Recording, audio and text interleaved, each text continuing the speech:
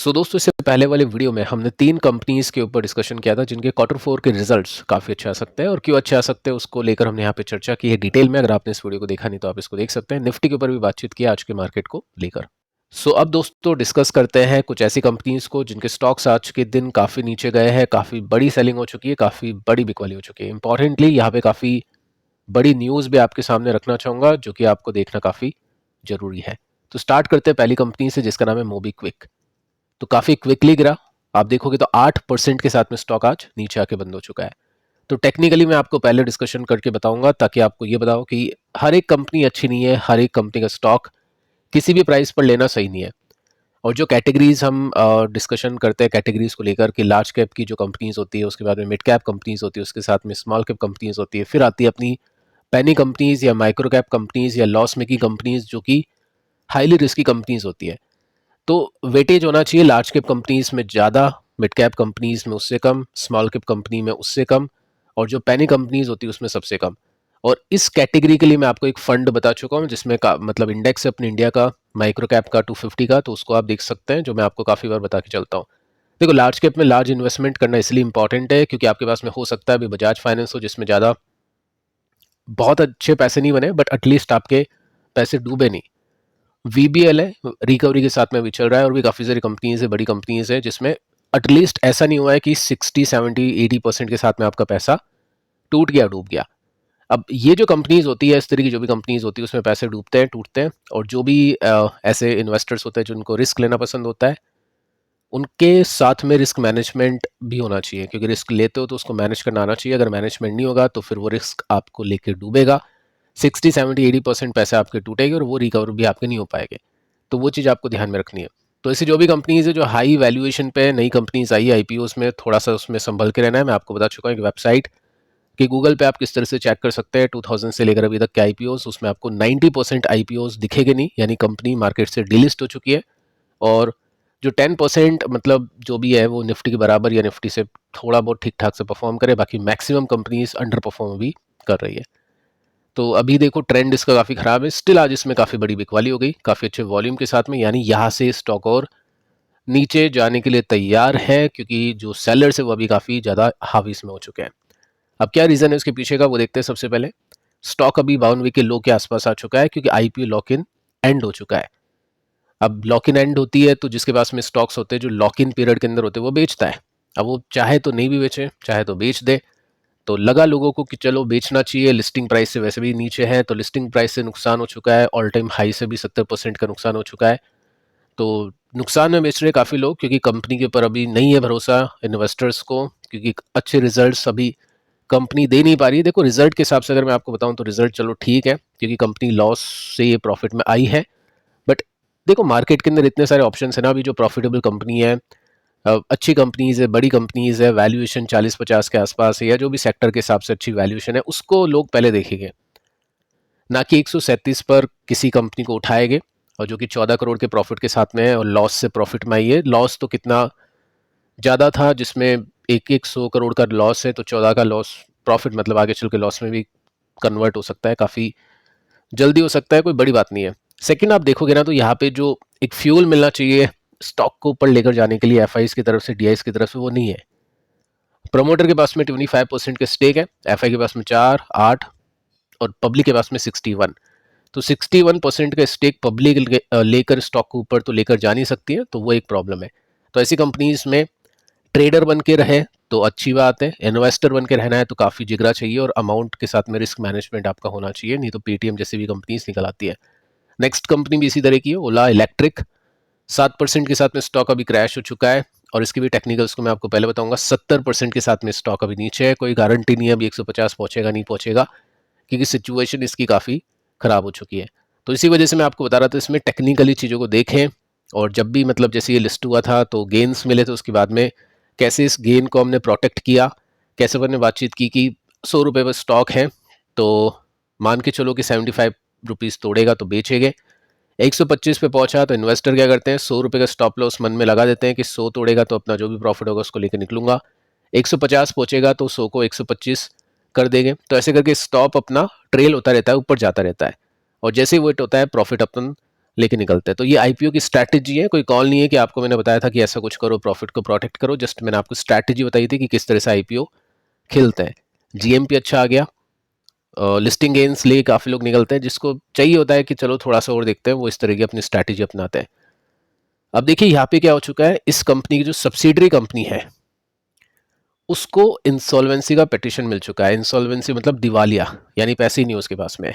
कुछ क्रेडिटर है इनके जिनसे ये काम लेते हैं, तो ऑब्वियस ये कंपनी उसको पैसे भी चुकाएगी काम लेगी तो, लेकिन पैसे कंपनी चुका नहीं पा रही है, इसकी सब्सिडरी पैसे नहीं दे पा रही क्योंकि उनके पास में पैसे ही नहीं है। तो उन्होंने यहाँ पे बोल दिया कि इनके पास में पैसे नहीं है, दिवालिया हो चुकी है, मतलब नहीं है इन्वेस्टर का। तो इन्वेस्टर ऑब्वियस है वहाँ पे रिएक्शन दिखाएगा, स्टॉक प्राइसेस नीचे आएगा, मार्केट कैप टूटेगा। तो इसकी जो सब्सिडरीज है, आई थिंक 2 सब्सिडरीज के अगेंस्ट ये पिटीशन मिली है इंसॉल्वेंसी की, जो कि काफ़ी बैड न्यूज़ है कि आपकी कंपनी के पास में पैसे नहीं है। अब इन्वेस्टर कितने पैसे देते हैं, कैसे कंपनी पैसे जुटा पाती है, आगे चल के देखते हैं। बाकी काफ़ी ख़राब न्यूज़ आपको ये देखने को मिल रही है इस कंपनी को लेकर। हरिओम पाइप, ये 5% की गिरावट के साथ में आज क्लोज हो चुका है। इसमें भी अगर आप देखोगे ना तो सिचुएशन अभी ख़राब है। देखो अभी जो 2 कंपनीज हमने डिस्कस की है, लॉस मेकिंग कंपनीज या हाई वैल्यूएशन पे कंपनी, अब जो 2 कंपनी हम डिस्कस करें, जैसे ये कंपनी और आगे एक और कंपनी आएगी, उनके फंडामेंटल्स वीक नहीं है। अब देखो यहाँ पे 64% के साथ में स्टॉक कैसे गिर गया वो देखते हैं सबसे पहले। तो आपको बताइए, स्टील ट्यूब्स का व्यापार करती कंपनी, और इसके अंदर एक और कंपनी है इसी कैटेगरी के अंदर, एक बड़ी कंपनी, लार्ज कैप कंपनी, जिसका नाम है एपीएल अपोलो ट्यूब्स। अगर मैं हरिओम पाइप के लिस्टिंग से लेकर अभी तक के रिटर्न्स आपको दिखाऊं तो 52% के हैं, और हरिओम पाइप जब लिस्ट हुआ था तब से लेकर एपीएल अपोलो के रिटर्न्स देखे तो 30% के हैं। स्टिल यहाँ पे रिटर्न्स अच्छे मिले हैं। लेकिन स्मॉल कैप कंपनीज में और जो माइक्रो कैप 1-1 हज़ार वाली करोड़ की जो कंपनीज होती है उसके अंदर क्या होता है आपको बताइए, स्टॉक तेजी से चलते हैं और तेजी से गिरते भी है, जो मार्केट खराब होता है। ठीक है, तो ये सब चीज़ें चलती रहती हैं। और एपीएल का चार्ट आप देखोगे तो इतना वॉलेटाइल नहीं है जितना हरिओम का चार्ट आपको देखने को मिलेगा। वैल्यूएशन को देखें तो हरिओम की वैल्यूएशन अभी काफ़ी कम है, 1,000 करोड़ की कंपनी है, और स्टॉक अभी 60-70% नीचे आ चुका है, और साथ में वैल्यूएशन भी काफ़ी कंफर्टेबल हो चुकी है। तो ये जो रिस्की ट्रेडर इन्वेस्टर होते हैं उनके लिए ऐसी बैट बनती है। मैनेजमेंट कैसे कर सकते हैं, कम अमाउंट लगा के। अब जैसे यहाँ पे आप नोटिस करोगे ना तो कंपनी का जो प्रॉफिट इतना कुछ खास खराब नहीं है, 15 करोड़ का प्रॉफिट, 30, उसके बाद में 50, 60, 60। तो ये जो पेस है ना ये थोड़ा सा स्लो हो चुका है। यहाँ पे भी आप नोट करोगे तो कंपनी की जो सेल्स है 20% के साथ में बढ़ी है, लेकिन प्रॉफिट इतना नहीं बढ़ पाया। तो इन्फ्लेशन चल रहा है, वो एक प्रॉब्लम है, बाकी और कोई प्रॉब्लम्स देखने को नहीं मिल रही है। एफआईज ने थोड़ा सा स्टेक कट किया, डीआईज ने भी बेचा है। देखते हैं आगे चल के एफआईज डीआईज की तरफ से बाइंग आती है या नहीं आती है, और किस तरह से आती है, तो वो देखना काफ़ी इंटरेस्टिंग होगा। बाकी दोस्तों टेक्निकल चार्ट के हिसाब से देखें तो चार्ट अभी वीक है, सेल ऑन राइज वाला माहौल है, कोई भी कहीं पे बाय करेगा लॉसेज होगा अभी। लेकिन लॉन्ग टर्म के लिए अगर ब्रेकआउट्स देखे, रिवर्सल्स देखे तो काम चल सकता है।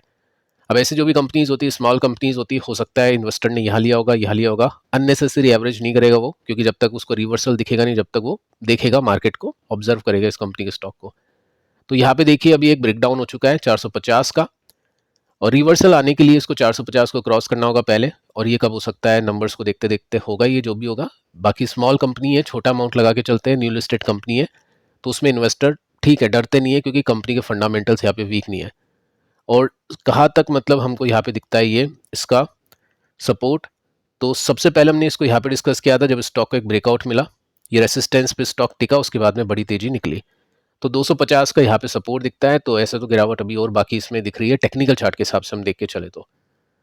अगली जो कंपनी इसका नाम है LTI माइंडट्री, 2.5% के साथ में स्टॉक टूट गया। काफ़ी लोगों के क्वेश्चन आ रहे कि 4000 तक ये पहुंचेगा या फिर नहीं।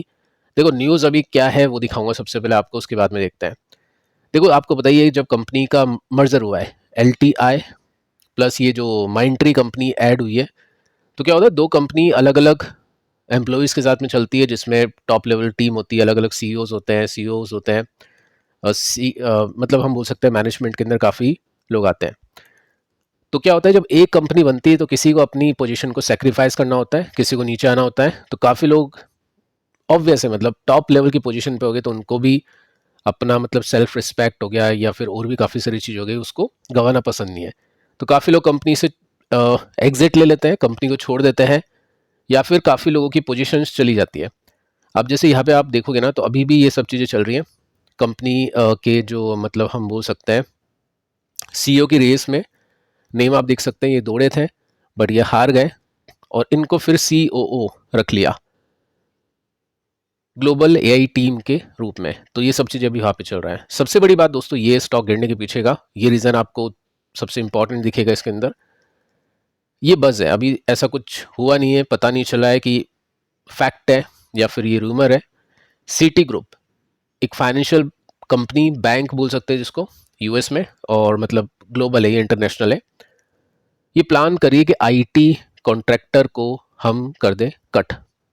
मतलब जो बैंक्स होते हैं वो काम लेते हैं अपनी आईटी कंपनी से, क्योंकि वो बैंकिंग का काम संभालेगा या टेक का काम संभालेंगे। लेकिन काफ़ी ऐसी कंपनीज हो चुकी है जिनके पास में भी टेक आ चुका है, तो आत्मनिर्भर बन रही है वो कंपनीज एआई को लेकर। तो वो बोल रही है कि हमको आपकी नीड नहीं है, हम खुद संभाल लेंगे। तो यहाँ पे बस ये है कि देखो, ये खबर है, ये उड़ते उड़ते मीडिया की तरफ से रिपोर्ट हुआ है कि सिटी ग्रुप प्लान कर रहा है ड्रास्टिकली रिड्यूस करेगा अपनी dependence on external IT contractors. मतलब खुद का जो आईटी डिपार्टमेंट है वो काम संभाल लेगा। कितना कट कर देगा?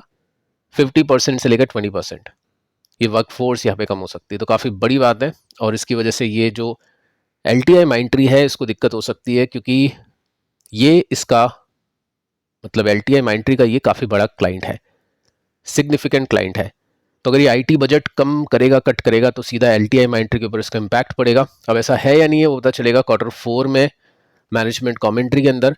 बाकी अभी स्टॉक हाँ नीचे है, सिचुएशन अभी खराब है। यहाँ पे आप देखोगे तो एक ब्रेकडाउन इसमें हमने देखा, ब्रेकडाउन के बाद में हमने बातचीत की थी कि होता क्या है।